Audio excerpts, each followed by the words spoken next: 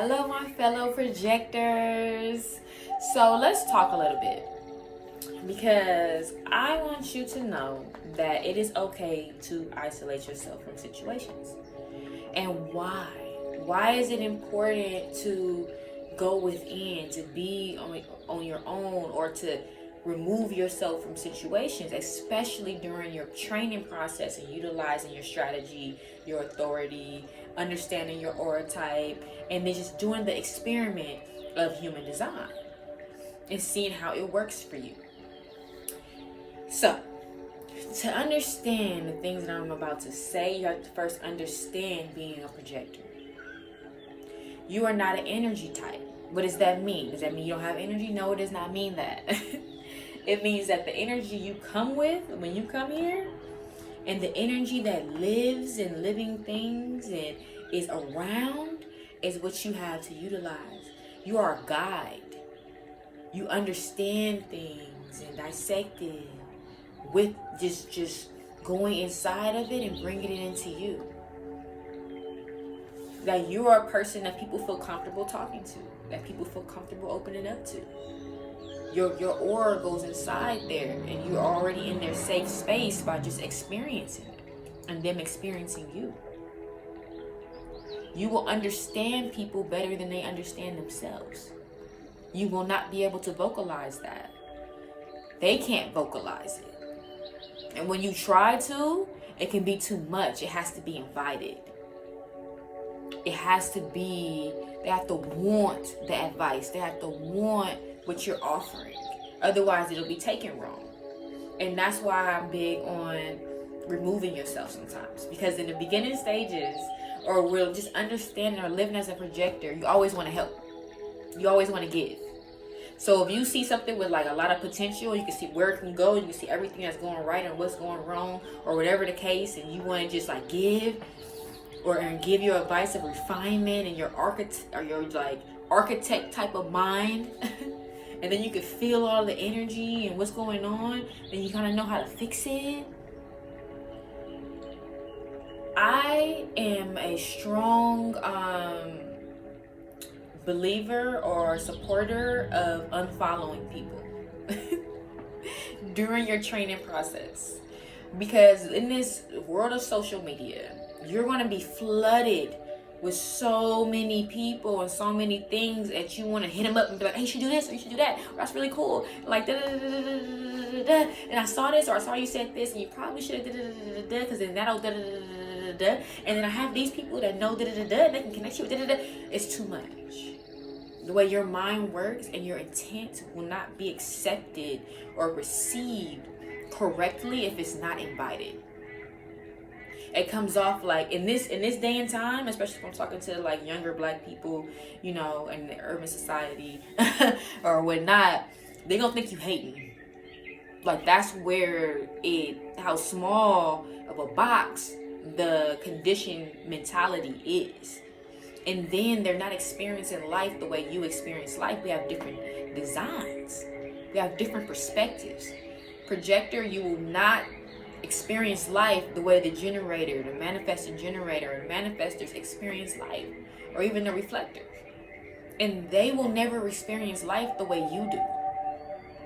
They are always, they have more motors, and they're like always generating new energy and trying to find on where to focus to build. You don't work like that. You're not always trying to just like build and focus energy unless you're feeling someone else's energy and it's making you like that because you're feeling it. You help guide the energy so it stays on path and on purpose that is best satisfying and peaceful and successful for all that are involved, and that's putting energy into the space. Because you can feel their needs, you can feel what they feel like their purpose and path is. You can see how things work together. So you guide the energy in the space to assist people on their path and their journey of how they want to transform, how they want to be successful, how they want their relationships to be, how they feel like their purpose is. That's what we do. Okay? Everybody will not understand that. They'll think you're trying to be controlling, or you're being a bitch, or you are being a hater, or something like that. Because here you come out of nowhere talking about things that they could do that's a little different, and that will assist or make something better. Who asked you? That's the energy you're going to continuously get. Who asked you? All they wanted you to do is give some clap hands, some emojis. They're like, hey, I see you. Like, that's it. They don't want you to refine their stuff, this their idea, this their vision. If they want something from you, they will ask you. They will give you an invite. If you are a person that cannot stop yourself from reaching out and giving to situations you're not invited to be giving to, unfollow. It's really that simple. Like, that has gave me so much peace as a projector. Just unfollowing people. I'm not about to hit you up and be like, okay, I seen this, and like, maybe you should do this, or like, you know so good with this, but because it's not going to be received right, or it would have been asked for. Your best bet as a projector, because you wait on the invite as your strategy, is just to work on yourself, work on expanding your knowledge and mastering your skill set, so that when your advice or your presence to work in a space is invited, you have something of value, of strong value to give. Now, we were just talking about 3-5. So if you're a 3-5 projector like myself, then you really have to understand that you're going to go through a complete process of experiencing a whole lot, being able to break apart from situations to continue to experience and see what works in life, so that you do have so much to give and be a good guide and help people on their path for transformation and to be their best selves. Rather if it's in business, relationships, purpose, spirituality, whatever, writing, whatever, or art in general, whatever your skill set is, or whatever the different things that you have experienced, and try it out and dug deep into to see what works, what doesn't work, and get as many life experiences as possible, is what you're going to be able to give. My teacher calls projectors Santa Claus. And the only time you will not be bitter, because your theme is success and your not self is bitterness. So the way that normally happens is when you're not utilizing your discernment and you're giving to a non-deserving, a non-appreciative situation, no matter what that is. If it's a personal relationship, if it's a business, if it's a whole culture, like, you know what I mean? It's not being appreciated. It's not an invite. It's not a pull. It's not a value. What you're giving is not a value. So, or if people are just like, they just like don't appreciate it in a way to where they just kind of like brush it off or downplay it, or what you have to what you have to give, if it's being downplayed, you were supposed to walk away a long time ago. That means that invitation is over with. You have to move to a different stage in life. You have to move to a different invite.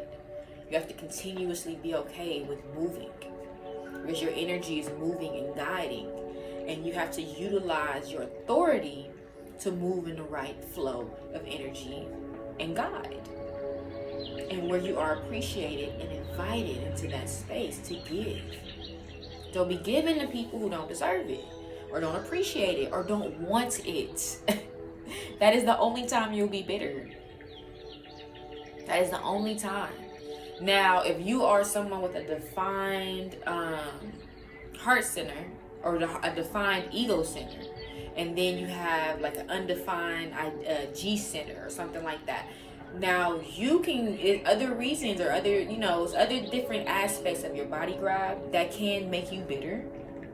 Because people with defined, we'll talk about this in a whole nother video, but I'll just talk about it a little bit, just in case you are a projector that has a defined